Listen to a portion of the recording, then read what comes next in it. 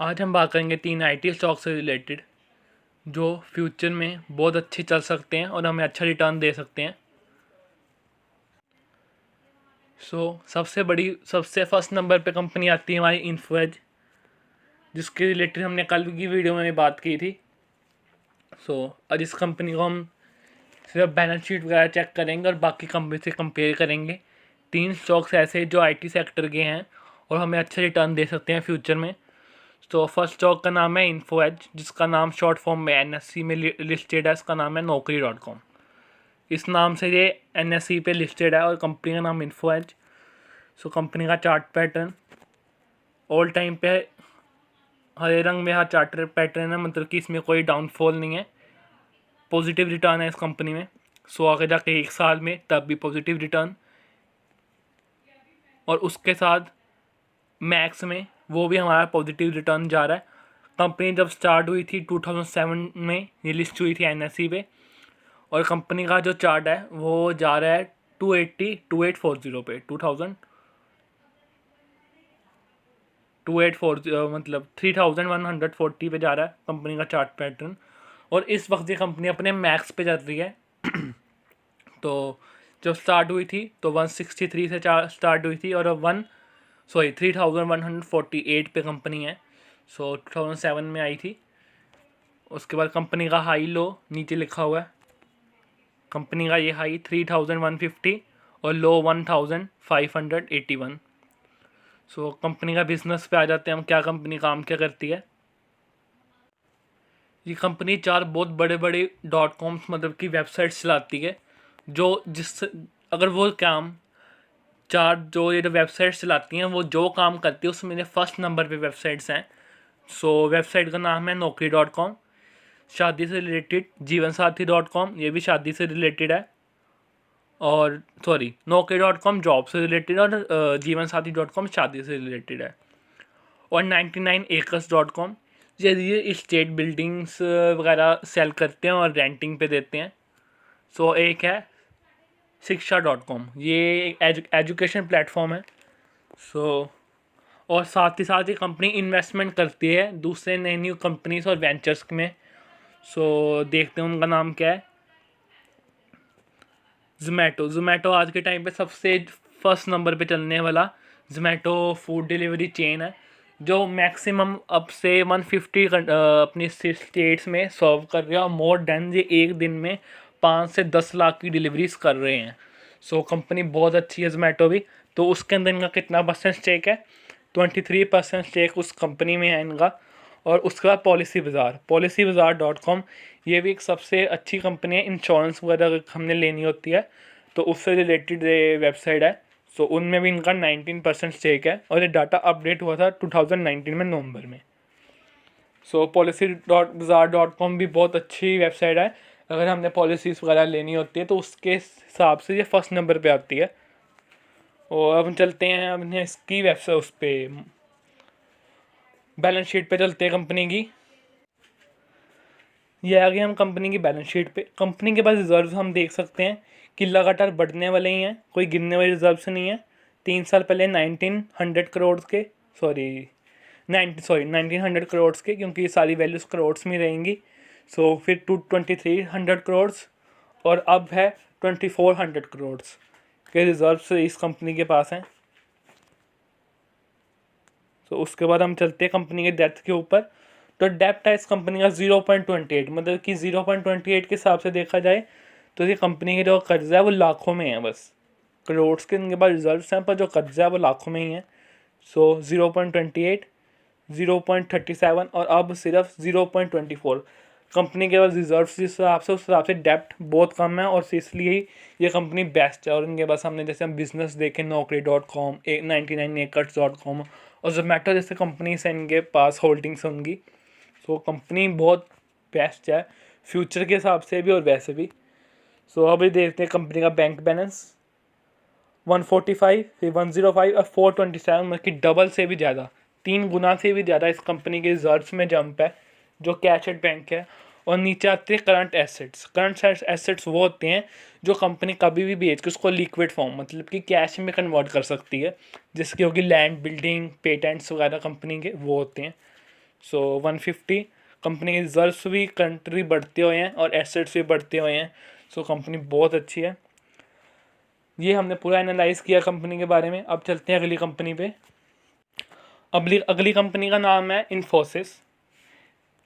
सो इसका chart pattern देखते हैं। इन्फोसिस में जैसे आजकल बड़े कंप्लेंट्स थी, पीछे इस कंपनी में बड़ी बातें चल रही कि मिस्टर ब्रोड्स की कंप्लेंट इस कंपनी में बहुत बारी इसको शेयर्स को गिराया है, क्योंकि मिस्टर ब्रोड्स को बहुत बारी न्यूज़ मिली थी कि कंपनी की जो बैलेंस शीट है वो गलत दिखाई जा रही है। तो इस कारण इस बात ने इस कंपनी को बहुत नीचे गिराया। तो देखते हैं वो कब के टाइम थे, कब इस कंपनी को गिराया। इस टाइम पे ये लॉकडाउन का टाइम मार्च का, और उसके पहले कंपनी को मिस्टर ब्रोड की कंप्लेंट्स आ रही थी। इस टाइम पे इस टाइम पे कंपनी को मिस्टर ब्रोड्स की कंप्लेंट आ रही थी कि हाँ कंपनी में कोई ना कोई रिजर्व्स का पंगा है, तो कंपनी में बैलेंस शीट जो है वो गलत दिखाई जा रही है। तो कंपनी में कई बारी केसेस आए हैं, पर कंपनी ने पूरा साथ दिया उस मिस्टर ब्रोड्स की कंप्लेंट को, उनको पूरी बैलेंस शीट दिखाई हैं, जिसके कारण उसके बाद क्या हुआ कि इनकी जो कंपनी की जो कंप्लेंट्स थे वो सही निकली, गलत निकली, और जो मिस्टर ब्रोड थे उनको ग्रीन चिट दे के पास कर दिया। उसके बाद कंपनी में 2 से 3 बार ये कंप्लेंट फिर से आई हैं, पर कंपनी हर बारी सही निकली, कोई गलत नहीं, उन्होंने कोई बैलेंस शीट गलत नहीं दिखाया था। सो ये अपनी सेक्टर की कंपनी बहुत अच्छी है। तो देखते हैं ये लॉकडाउन के टाइम पे ये कितना गिरी थी। मार्च के टाइम पे 500 तक इस कंपनी में आधे पे आ गई थी, और कंपनी का जो हाई है 955, मतलब कि अपनी हाई से सिर्फ 50 रुपीज़ के करीब गिर रही है, नीचे है। 55 का हाई है, 9.5 अभी करंटली इसका प्राइस चल रहा है। और कंपनी का लो जैसे यहाँ पे गलत लिखा हुआ है 0, तो कंपनी का लो भी यहाँ पे लिखा है, हम उसको NSE की ऑफिशियल वेबसाइट पे जाकर देखेंगे। सो 500 का स्टॉक अब आपको मिल रहा है 900 में, सिर्फ कुछ महीनों पहले ही से। सो सिर्फ 5 महीनों में कंपनी ने 50% से ऊपर का रिटर्न दिया है। तो यही फ़ायदा होता है अच्छी कंपनीज में इन्वेस्ट करने का, कि वो आपका रिटर्न बहुत अच्छा दे के जाती है। सो लॉकडाउन के टाइम में 585 की मिल जाए, अब 900 की कंपनी बहुत अच्छी है। अब चलते हैं कंपनी की बैलेंस शीट पे। ये आ गए हम कंपनी की बैलेंस शीट पे, इन्फोसिस लिमिटेड, और ये रुपीज़ इन करोड्स की, मतलब जो भी इनकी बैलेंस शीट है वो करोड्स में है। सो चलते हैं कंपनी के रिजर्व्स के ऊपर। जो कंपनी के रिजर्व पहले 62,000 करोड़ के, फिर 60,000 करोड़ के, अब 60,000 1.5 करोड़ के। मतलब कंपनी के रिजर्व गिर रहे हैं, पर वो 100 करोड़ से गिरते आ रहे हैं कंपनी के रिजर्व। सो पर फिर भी रिजर्व बहुत स्ट्रॉन्ग है। 60,000 करोड़ काफ़ी बहुत बड़ी रकम होती है। तो रिज़र्व की कोई बात नहीं, क्योंकि देखा जाए तो रिज़र्व तब होने ज़रूरी है कि अगर कंपनी के ऊपर डेप्ट ना होए। तो बड़े असली बात देखने वाली ये है, कंपनी के ऊपर कर्जा कोई भी नहीं, 0 0 0। तो ये बात भी देखने वाली बनती है। अब चलते हैं बैंक बैलेंस के ऊपर। कंपनी का जो बैंक बैलेंस है वो भी पहले 16,000 करोड़ का था, फिर 15, अब 13। वो गिरते आ रहा है, क्योंकि जिस हिसाब से आपको बताया कंप्लेंट्स चल रही हैं, तो उनको अब एडिशनली इनकम देनी पड़ती है और बातें दबानी पड़ती है। तो कंपनी के ऊपर ये भी थोड़े पंगे हैं। और कंपनी का करंट एसेट जो हम बात कर रहे हैं, पर वो सही जा रहा है। पहले 28 का था, फिर भी 28, अब 29 का हो गया। तो इसमें थोड़ी इंक्रीमेंट हुई है करंट एसेट्स के ऊपर।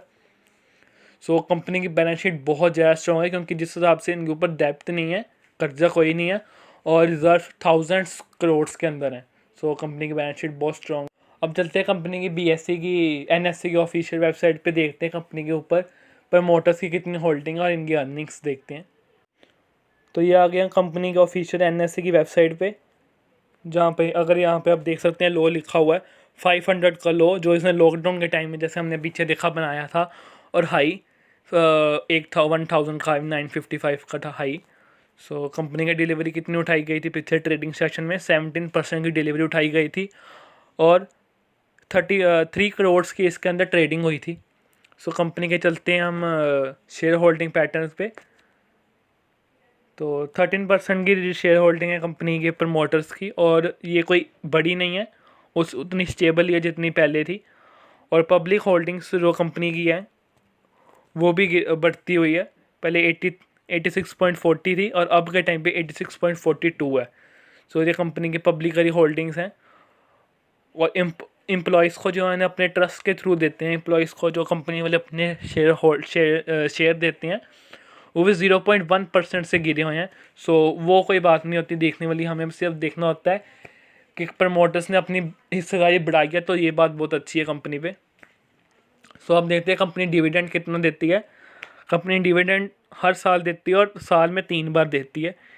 देख सकते हैं कंपनी 2019 में 3 बार दिया हुआ है, 8 रुपये का, 10.50 रुपये का और 4 रुपये का डिविडेंड दिया हुआ है कंपनी ने। सो कंपनी ने टोटल 22.5 मतलब 22 रुपये का टोटल डिविडेंड दिया है, तो ये बहुत अच्छी बात है। काफ़ी ज़्यादा डिविडेंड देने वाली कंपनी है। सो डिविडेंड कंपनी वही देती है जिनके पास अच्छे प्रॉफिट हो रहे हैं कंपनी के। सो कंपनी के टोटल इनकम देख लेते हैं हम मार्च में और जून में। जून में 20,3200 के, और मार्च में जैसे लॉकडाउन हुआ उसके बाद ये इनकम गिरती हुई। सो अभी क्वार्टर फॉल के इसके रिज़ल्ट आए नहीं। तो लॉकडाउन के टाइम हर कंपनी के इनकम्स वगैरह गिरी हैं, पर इस कंपनी में कोई इफेक्ट नहीं पड़ा। ये जैसे देख सकते हैं मार्च में, सो ये देख सकते हैं कंपनी में मार्च के कंपनी के प्रॉफिट कितना था, इनकम हुई थी 20 लाख की, सॉरी 20 लाख करोड़ की। और अब के बारी में क्वार्टर 4 में इसका 20,32 की कंपनी का जो इनकम है वो बढ़ते हुए है, क्योंकि लॉकडाउन में टाइम में बढ़ रही है। तो ये बहुत अच्छी बात है जो हमने नोटिस करने वाली है। सो कंपनी का लॉस नहीं है, कंपनी के प्रॉफिट पे इफेक्ट पड़ा है। इस जो रिवेन्यू है वो इंक्रीज़ हुआ है, पर प्रॉफिट पे थोड़ा सा इफेक्ट पड़ा है, कुछ बहुत कम ही, कोई 1000 करोड़ का ही सिर्फ इफेक्ट पड़ा है। तो इस कंपनी के लिए जो 4 लाख करोड़ कमाने वाली कंपनी में अगर 1000 करोड़ का इनकम कम भी रहती है, इनको बिल्कुल कोई इफेक्ट नहीं पड़ता। तो इस हिसाब से देखा जाए तो इनको कोई इफेक्ट नहीं पड़ता। और साल में 2020 में भी इस कंपनी ने अपना डिविडेंड दिया है 9.50 का, तो ये बहुत अच्छी बात है। सो ये कंपनी हमने देख ली। इसके बाद चलते हैं हम अपनी थर्ड कंपनी पे एंड लास्ट कंपनी पे। सो अब हम आ गए हैं TCS पे, IT सेक्टर के फर्स्ट नंबर की कंपनी पर, पूरी NSE पे सेकंड नंबर की कंपनी है TCS। सो कंपनी का जो चार्ट पैटर्न है वो बहुत अच्छा है लॉन्ग टर्म के हिसाब से, कि शॉर्ट टर्म वालों का हमेशा लॉस होते ही हैं। सो लॉन्ग टर्म के हिसाब से कंपनी की बहुत अच्छी है। 1 महीने में देखें हरा, 6 महीने में हरा, 1 साल में हरा, मैक्स भी कर लेते हैं, मैक्स भी हरा। तो कंपनी लिस्टेड कब हुई थी? 2004 में कंपनी लिस्टेड हुई थी 120 रुपीज़ से। सो अब कंपनी चल रही है 2000 रुपीज़ के करीब। सो कंपनी का हाई लो देख लेते हैं हम एक बारी। कंपनी का जो हाई था 233 का और लो था 115 का, मतलब 2300 का हाई और 1500 का लो। सो कंपनी का चार्ट पैटर्न बहुत अच्छा, हमेशा ऊपर की तरफ ही है इनका, तो साथ में हरे निशान में भी है, और अपना कंपनी देखा जाए तो हाई के पास ही है। चार्ट पैटर्न अच्छा। अब चलते हैं अगली कंपनी की बात, बैलेंस शीट पे। सो ये है कंपनी के बैलेंस शीट पे, और ये है कंपनी के रिजर्व्स। कंपनी के पास है 75,000 के रिजर्व्स, फिर हुए 78 के, अब 73 के रिजर्व। कंपनी ये गिरते हुए क्योंकि लॉकडाउन के टाइम में उन्होंने अपने एम्प्लॉयज़ को तनख्वाहें दे दी, और बिजनेस पे आपको पता है एज़ यूजुअल इफेक्ट पड़ा है। सो कंपनी के ऊपर डेप्ट देख लेते हैं। पहले था 220 करोड़ का, फिर ज़ीरो हो गया, फिर ज़ीरो। कर्जा कोई नहीं कंपनी पे, रिजर्व हैं, तो उसकी बड़ी अच्छी बात है। उसके बाद चलते हैं सनडे उस पर कैश एंड बैंक बैलेंस पे। वो कंपनियाँ गिरते हुए 3,848, मतलब 4,000 करोड़ का। सो ये भी एक अच्छी बात है, कंपनी के पास थाउजेंड्स में रिज़र्व है। पर जिस हिसाब से इन्फोसिस के पास रिज़र्व था, उतने रिज़र्व इनके पास नहीं है। सो इन्फोसिस बहुत अच्छी और बहुत परफेक्ट कंपनी है। और ये भी दोनों IT सेक्टर के मैक्सिमम, वो आती है IT सेक्टर के सेकंड नंबर पे, ये आती है IT सेक्टर के फर्स्ट नंबर पे। अब हम बात करते हैं कंपनी के करंट एसेट्स पे। कंपनी के जो करंट एसेट्स हैं वो 22,000 करोड़ के पहले थे, फिर 32 के हुए, अब 33, मतलब करंट एसेट्स बढ़ते हुए हैं।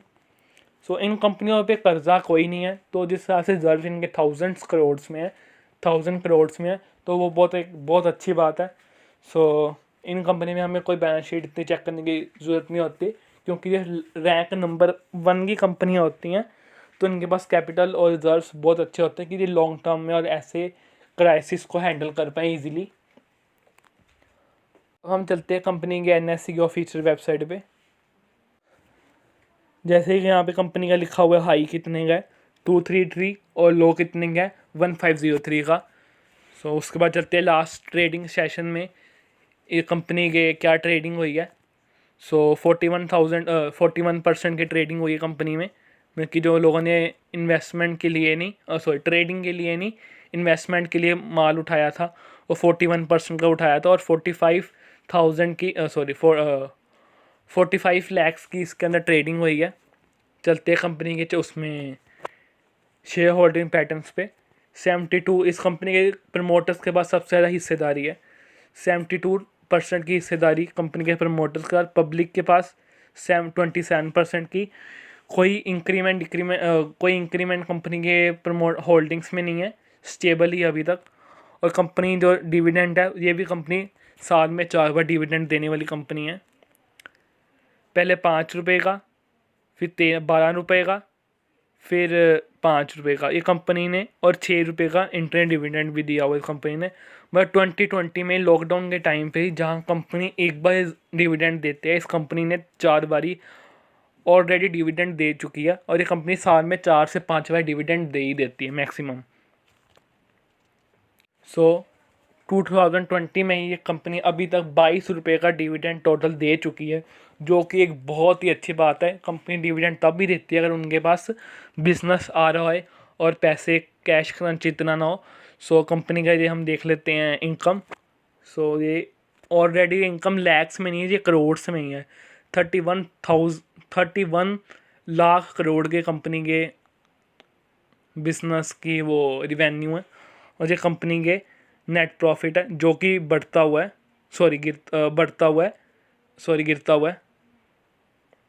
सो कंपनी बहुत अच्छी है, काफ़ी ज़्यादा डिविडेंड देती है अपने शेयर होल्डर्स को। सो अब चलते हैं मनी कंट्रोल की वेबसाइट पे, देखते हैं कंपनी के मार्केट कैपिटलाइजेशन किस हिसाब से है और कौन सी कंपनी किस नंबर पे है। सो ये हम IT सेक्टर की कंपनीज के अंदर उसके मार्केट कैपिटलाइजेशन के हिसाब से फर्स्ट नंबर की कंपनी जैसे यहाँ पे लिखी हुई है TCS, सेकंड नंबर पे इन्फोसिस। सो अब देखते हैं कंपनी के रिजल्ट्स किस हिसाब से हैं, कैपिटलाइजेशन किस हिसाब से है। फर्स्ट नंबर की कंपनी से देखा जाए मतलब कि TCS का मार्केट कैप उसके आधा ही है, आधे से भी कम है। TCS का है 8 लाख का और इन्फोसिस का है 3 लाख का। और हमारी जो तीसरे नंबर सो ये थी IT सेक्टर की 3 सबसे बड़ी कंपनियां जिसमें हमें निवेश करना चाहिए और अपने 5 साल की होल्डिंग्स को मतलब कि लॉन्ग टर्म की होल्डिंग्स को अपने अच्छे रिटर्न मिलने वाली कंपनीज हैं ये। सो हमें 3-5 साल तक ये वो कंपनी है जिनमें हम अपने 5 साल तक होल्डिंग्स रख सकते हैं बिना कुछ सोचे, क्योंकि ये टॉप नंबर की कंपनी से और इनके पास रिजल्ट्स बहुत अच्छे हैं, बिजनेस बहुत अच्छे हैं। और एक बड़ी बात, NSE की वेबसाइट जहाँ पे हम ट्रेडिंग करते हैं उनको सब सारा कुछ ऑनलाइन इसी TCS ने ही बना के दिया था। सारा उनका इंटरनेट से रिलेटेड जो भी काम था IT से रिलेटेड वो सारा TCS ने किया था। मतलब कि ये गवर्नमेंट के प्रोजेक्ट्स में भी काम आती है कंपनी, तो ये कंपनी बहुत अच्छी है। हर सेक्टर में अपने सेक्टर में इसका बहुत नाम है। सो अगर हम चाहें तो इन तीनों कंपनीज में अपना को डिवाइड करके मनी लगानी चाहिए, अपने पैसों को लगाना चाहिए कि जो हमारे पोर्टफोलियो है वो स्ट्रॉन्ग रहे ताकि हमें बाद में प्रॉब्लम ना आए। सो ये थी मेरी राय और इन 3 कंपनी का रिव्यू मेरी तरफ से। So at the end thank you and bye.